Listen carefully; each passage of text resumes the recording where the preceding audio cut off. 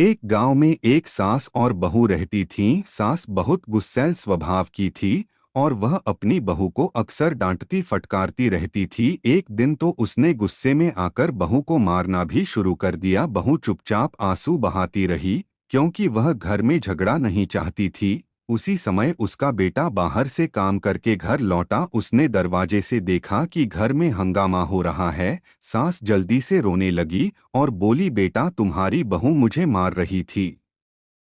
बेटा गुस्से में बहू से बोला, तुम मेरी माँ को मार रही थी? बहू शांत होकर बोली, नहीं जी, मैं तो कुछ कह रही थी, माँ जी ही मुझे मार रही थीं। आप चाहें तो पड़ोसियों से पूछ सकते हैं।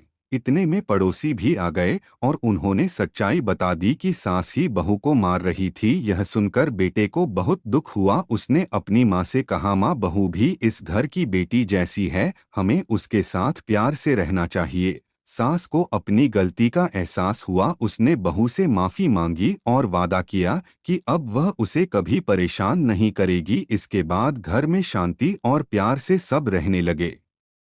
सीख, झूठ ज्यादा देर तक छिप नहीं सकता, सच्चाई एक दिन सामने आ ही जाती है। Subscribe my